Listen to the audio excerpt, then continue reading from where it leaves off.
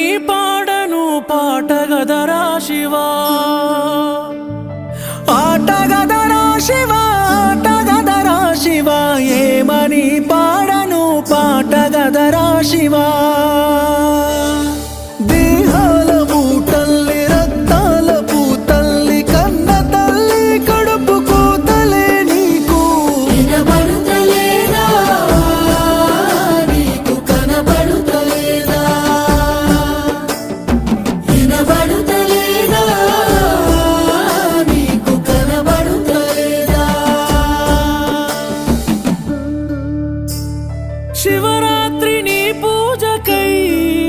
మేము ఉపవాసముంటాములే ఎందుకో యములాడ రాజన్నకే 10,000 దండాలు పెడతాము